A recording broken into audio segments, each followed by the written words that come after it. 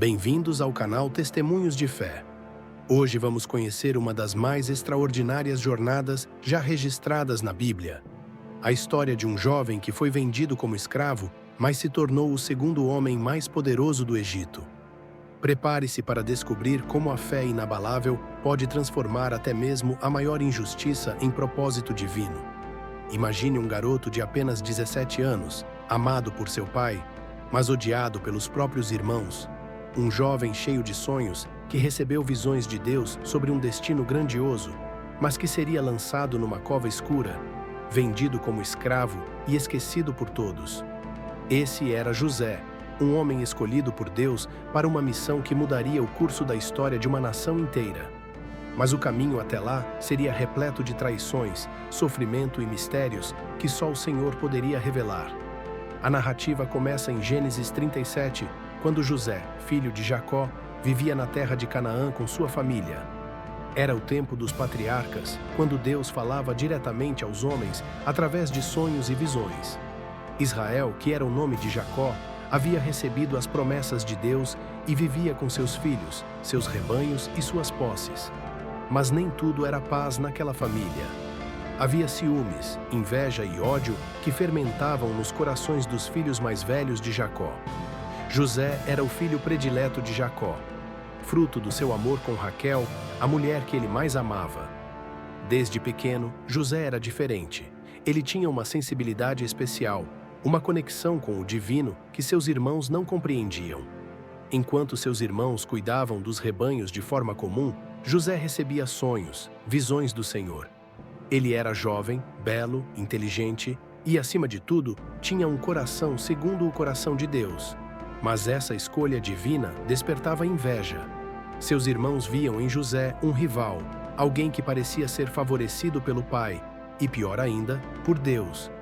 Eles não compreendiam que José não buscava o favoritismo. Ele simplesmente vivia a fé que Deus lhe havia dado. Quando José compartilhava seus sonhos, dizendo que um dia seus irmãos se curvariam diante dele, isso só aumentava o ódio que sentiam. Eis que vem o sonhador. Vinde, pois, agora, e matemo-lo, e lancemo-lo numa das cisternas, e diremos: uma fera o devorou. E veremos o que será de seus sonhos. Gênesis 37, 19 e 20. Esse era o pensamento que ocupava os corações daqueles homens. Um dia, Jacó enviou José para verificar como estavam seus irmãos nos campos.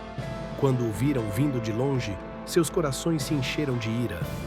Rúben, o filho mais velho, sugeriu que o lançassem numa cova para que morresse de fome.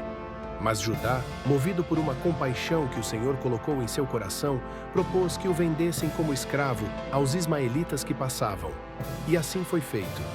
José, o jovem de 17 anos, cheio de sonhos e esperança, foi arrancado de seu pai, despido de suas vestes e vendido como mercadoria. Seus irmãos pegaram sua túnica, a mancharam com o sangue de um animal e a levaram a Jacó, dizendo: achamos isto, vê se é a túnica de teu filho ou não. Jacó, ao ver aquela túnica manchada de sangue, caiu em desespero, acreditando que seu filho amado havia sido devorado por uma fera selvagem. Enquanto isso, José era levado para o Egito, acorrentado, humilhado, longe de tudo e de todos que amava. Seus sonhos pareciam ter morrido naquela cova. Sua fé era testada de forma que nenhum jovem de 17 anos deveria enfrentar.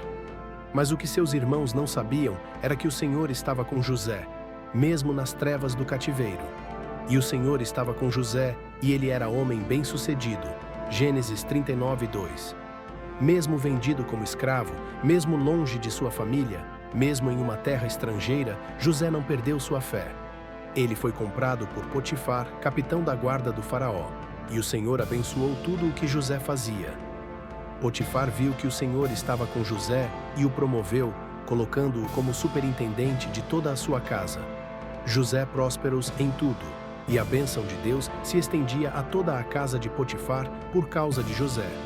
Mas o inimigo não descansa. A esposa de Potifar, vendo a beleza e a integridade de José, tentou seduzi-lo. Quando José recusou, dizendo: como, pois, cometeria eu tão grande mal e pecaria contra Deus? Gênesis 39, 9, ela o acusou falsamente. José foi lançado na prisão. Novamente injustiça, novamente traição, novamente separação. Mas novamente o Senhor estava com ele. E o Senhor estava com José e lhe fez ter compaixão e o fez achar graça diante do carcereiro. Gênesis 39, 21. Na prisão, José interpretava sonhos. 2 oficiais do faraó, o copeiro e o padeiro, tiveram sonhos que o perturbavam. José, movido pelo Espírito de Deus, interpretou seus sonhos com precisão.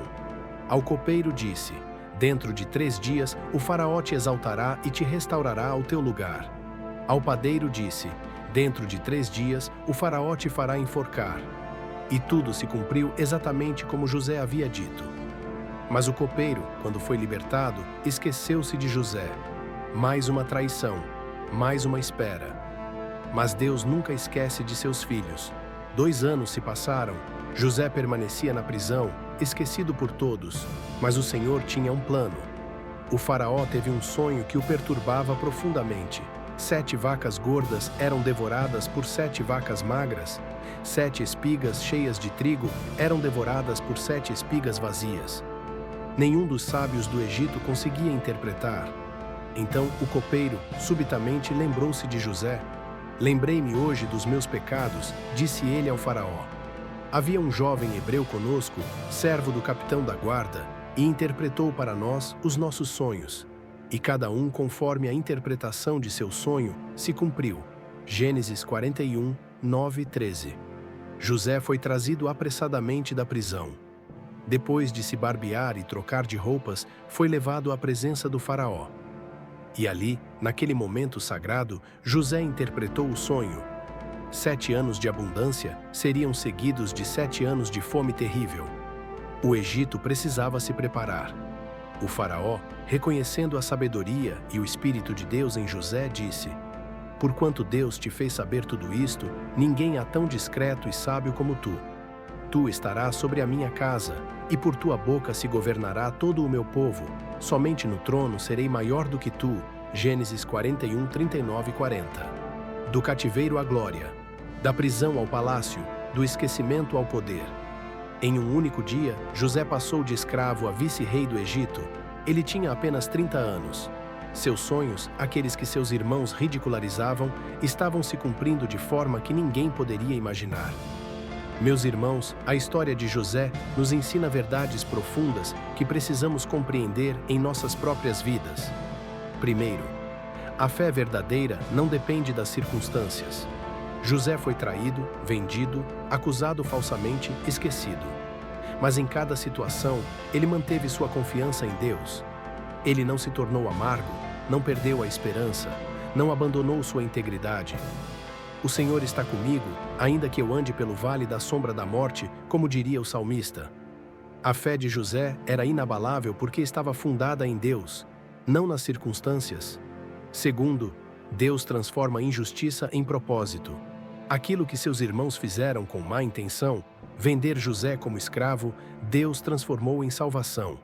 Anos depois, quando a fome chegou, José alimentaria não apenas o Egito, mas também sua própria família, incluindo seus irmãos que o haviam traído. Vós, na verdade, intentastes mal contra mim, porém Deus o intentou para bem. Gênesis 50, 20. Terceiro, o caráter é mais valioso do que qualquer circunstância. José poderia ter se corrompido no Egito, poderia ter cedido à sedução, à amargura, ao desespero. Mas ele manteve sua integridade, e foi essa integridade que o elevou. Quando Potifar viu o caráter de José, o promoveu.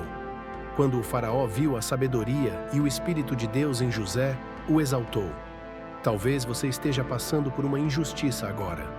Talvez se sinta abandonado, esquecido, preso em circunstâncias que parecem impossíveis. Talvez seus sonhos pareçam mortos, enterrados numa cova escura. Mas lembre-se de José. O Senhor está com você, assim como esteve com ele. Sua fidelidade será recompensada. Seu caráter será exaltado. Seus sonhos serão cumpridos, não da forma que você esperava, mas de forma muito maior do que você poderia imaginar. Porque eu bem sei os pensamentos que tenho a vosso respeito, diz o Senhor, pensamentos de paz e não de mal, para vos dar o fim que esperais. Jeremias 29, 11. Se esta história tocou seu coração, inscreva-se no canal Testemunhos de Fé e ative o sino de notificações para receber mais histórias que vão fortalecer sua caminhada de fé. Que Deus abençoe sua vida abundantemente. E lembre-se, com Deus sempre é possível recomeçar. Amém.